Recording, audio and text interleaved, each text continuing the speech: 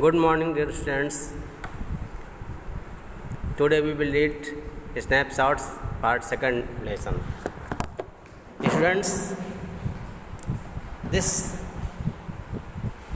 lesson is about a girl who remembers his mother and her belongings, and this story is set in nostalgia. You will find the very emotional touch in this lesson, that how a girl wants to memorize her mother and her belongings, but she thinks that it's good to forget all the things and address. Okay, open your book. This short story is a poignant account of a daughter who goes in search of her mother's belongings after the war in Holland. When she finds them, the objects evoke memories of her earlier life. However, she decides to leave them all behind and resolves to move on. ये छोटी कहानी एक बिटिया कहानी है जो अपने माँ के सामान, माँ के बिलोंगिंग्स को वार के बाद हॉलैंड में खोज निकलती है। जब वो सामान पाती है तो उसको पुरानी यादें बहुत याद आती हैं, और उसके बाद वो डिसाइड करती है कि उसको अब सब चीज़ भूल जाना चाहिए और आगे बढ़ना चाहिए। मार्गो मिनको का लिखा हुआ है शॉर्ट स्टोरी है। Do you still know me, I asked. The woman looked at me searchingly. She had opened the door a chink. I came closer and stood on the step. मैंने पूछा, क्या मुझे जानती हैं? एक महिला मुझ पर खोजी निगाह डाली। उसने चिंक को हल्का सा खोला। मैं थोड़ा क्लोजर आई। मैं स्टेप पर खड़ी हो गई। No, I don't know you. मैं तुम्हें जानती।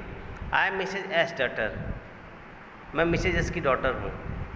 She held her hand on the door as though she wanted to prevent it opening any further. उसने दरवाजे को ऐसा पकड़ रखा था कि वो नहीं चाहती थी कि वो आगे और दरवाज़ा खोले, मतलब दरवाज़ा आधा खोल रखा था। Her face gave absolutely no sign of recognition. She kept staring at me silence.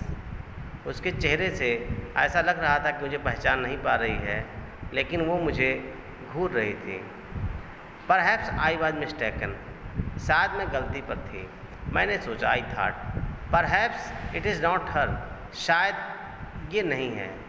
I had seen her only once.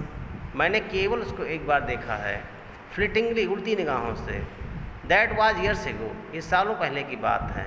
It was most probable that I had रंग द रॉन्ग बेल। संभव हो सकता है कि मैंने गलत दरवाजे घंटी बजा दी हो। The woman let go of the door and step to the side. बेमन में दरवाजे के एक ओर खड़ी हो गई।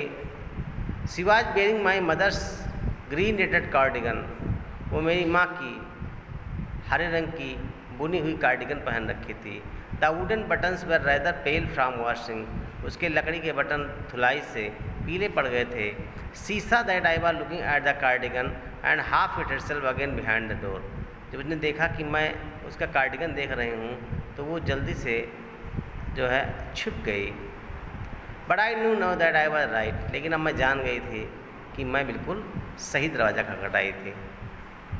Well evening my mother, I asked. अच्छा, तो तुम मेरी माँ को जानती हो? मैंने पूछा। Have you come back, said the woman. I thought that no one had come back. तो तुम वापस आ गई? मुझे लगता था कोई वापस नहीं आया। ओनली मी, केवल मैं वापस आई। A door opened and closed in the passage behind her. A musty smell emerged. दरवाज़ा खुला गलियारे में और बंद भी हो गया। एक सड़ी हुई गंध बाहर आ गई। I regret I can not do anything for you. मुझे दुख है कि मैं आपके लिए कुछ नहीं कर सकती। I have come here specially on the train. I wanted to talk to you for a moment. मैं यहाँ विशेषतया ट्रेन से आपसे मिलने आई हूँ। मुझे आपसे थोड़ी बात करनी है। It's not convenient for me now, said the woman. I can't see you another time. ये अभी बहुत सुविधाजनक नहीं है कि मैं बात कर सकूं, और मैं आपको किसी और समय भी नहीं बात कर सकती। She noted and cautiously closed the door as though no one inside the house would be disturbed. उन्होंने नहीं में सर हिलाया और फिर दरवाजे को बंद कर लिया जिससे अंदर कोई डिस्टर्ब ना हो।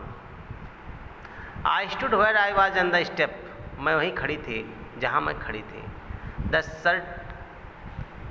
The curtain in front of the bay window moved, someone stared at me and would have then asked me I wanted. Oh nothing, the woman would have said. It was nothing. एक कोई मेरे बारे में पूछ रहा था, उस महिला ने कहा नहीं कुछ नहीं, कोई नहीं है, परेशान मत हो तुम।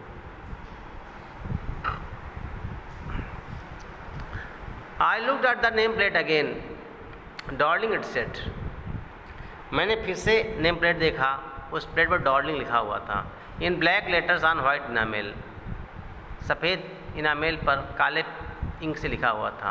And on the jamb a bit higher the number 46, और बगल में नंबर 46 लिखा हुआ था। ओके स्टूडेंट्स, आज के इतना ही, कल आपको आई वाक से पढ़ाएंगे। Okay bye.